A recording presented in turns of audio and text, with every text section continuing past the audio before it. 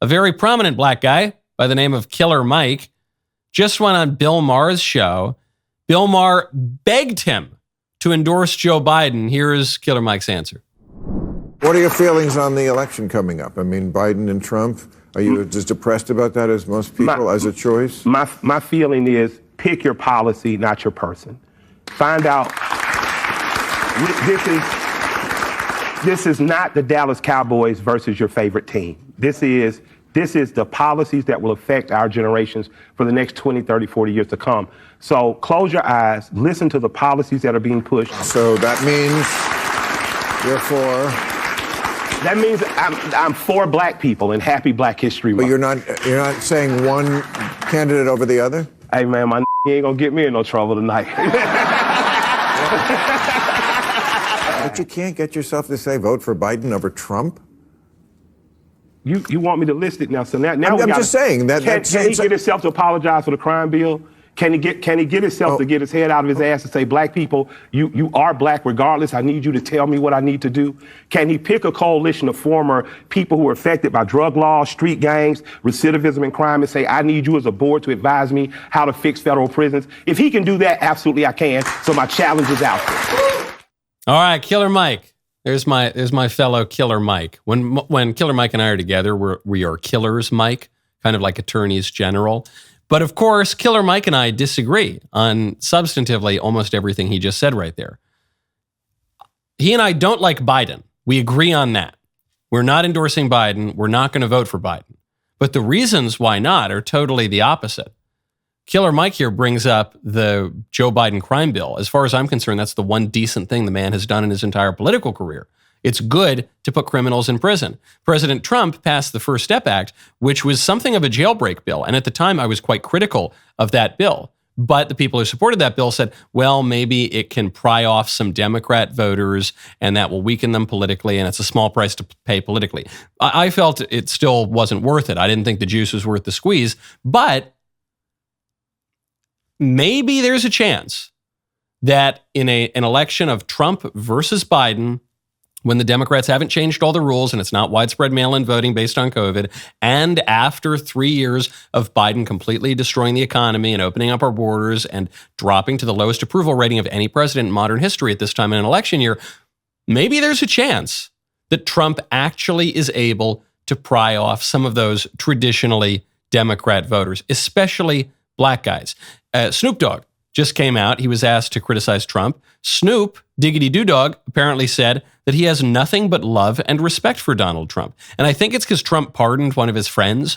I don't know the exact details of it, but whatever the reason, this is a reminder of something about Donald Trump that I think unsettles a lot of political nerds and ideologues. Right now, go to tnusa.com/Knowles. Are you struggling with back taxes or unfiled returns this year? The IRS is escalating collections by adding 20,000 new agents. In these challenging times, your best defense is to use Tax Network USA. Along with hiring thousands of new agents and field officers, the IRS has kicked off 2024 by sending over 5 million pay-up letters to those who have unfiled tax returns or balances owed. These guys are not your friends. Don't waive your rights and speak with these agents on your own without backup. Tax Network USA, a trusted tax relief firm, has saved over $1 billion in back taxes for their clients. They can help you secure the best deal possible. Whether you owe $10,000 or $10 million, they can help. Whether it's business or personal taxes, whether you have the means to pay or you're on a fixed income, Tax Network can help finally resolve your tax burdens once and for all. Seize control of your financial future now. Do not let tax issues overpower you. Contact Tax Network USA for immediate relief and expert guidance. Call 1-800-245-6000 or visit tnusa.com/Knowles, Canada BLES. Turn to Tax Network USA. Find your path to financial peace of mind. That is tnusa.com/Knowles. He assembles kind of a weird coalition. Namely, Donald Trump shakes things up. Namely, Donald Trump speaks about issues in some ways that traditional conservatives really like when he talks about protecting American industry and when he talks about rebuilding the American family and when he talks about law and order. I think conservatives like that a lot. And he talks about issues in ways that conservatives don't like when he's trying to let criminals out of prison. But regardless of what you think about Trump, he assembles an unconventional political coalition. And politics is the art of inclusion. Politics is the art of the possible. To quote Otto von Bismarck, it is the art of the second best. Politics exists in real life. To quote Cocaine Mitch McConnell, the winners go make laws and the losers go home. This is why it drives me crazy when some abstract writer in the Beltway area attacks an ordinary conservative who's actually doing something in public life because that actual conservative in public life isn't following the 5-point manifesto that so-and-so wrote in National Review or whatever. Well, these conservatives, they're compromising on their principles, says the random Beltway apparatchik who's writing in the suburbs of Virginia without ever putting any skin in the game, without it having anything really on the line. In real life politics, you've got to assemble enough people to win elections. You've got to advance a policy agenda that will be popular, that will be implemented, and that will get you reelected. And so none of this to defend certain bills and policy proposals from Trump or any other conservative that are improper or inappropriate. But it is to say, all Republicans have to do is pry away like 4 to 5% of the black vote, and the Democrats lose. And the Democrats lose basically every election. And is that going to happen? I've been burned one too many times on thinking that this is the moment that the Republicans finally win over a huge portion of the black vote. But I don't know, maybe. We've never had an election like this. We've never had an election where an American original, Donald Trump, is running for a non-consecutive second term against the historically least popular president, maybe in American history, at a time when there is a political shift that's been rumbling for at least a decade now. I'm just saying maybe. I'm just saying maybe it could happen. There is breaking news. This is real tabloid stuff. Ghislaine Maxwell, the paramour and business partner of Jeffrey Epstein, is apparently going to write a tell-all book about her experience with Jeffrey and on the island. Here is the Talk TV exclusive from Ghislaine Maxwell in prison. No, he didn't. I don't believe he did. I believe that he was murdered. Well, I was shocked. And I wondered how it had happened.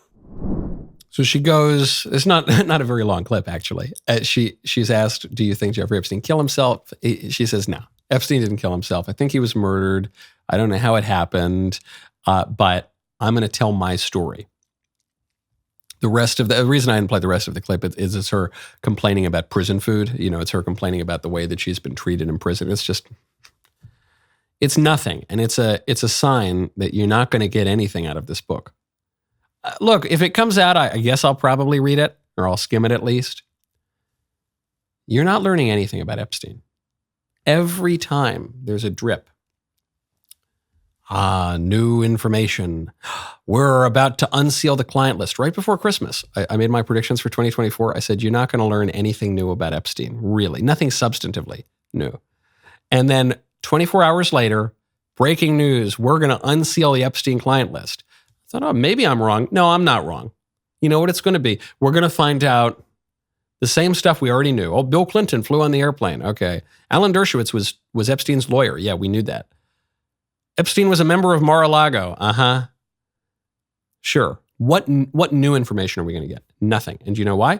Because Alex Acosta, the U.S. attorney who prosecuted Jeffrey Epstein, said that he heard from higher-ups that Jeffrey Epstein belongs to intelligence. And we know that Ghislaine Maxwell's father was connected to Israeli intelligence and British intelligence and maybe Russian intelligence. And we know that Jeffrey Epstein apparently had some relationship with American intelligence. And they're not going to let us find out anything. So we can keep seeing the headlines. Oh, big tell-all. Here we go. Yeah, okay. We will learn the truth about Jeffrey Epstein only when the intelligence agencies want us to know about it. And I would not hold my breath for that. Man, what a great clip that was. Now, hold up. Wait. Hold on. Ring that bell. Subscribe to the Michael Knowles YouTube channel. We'll see you next time.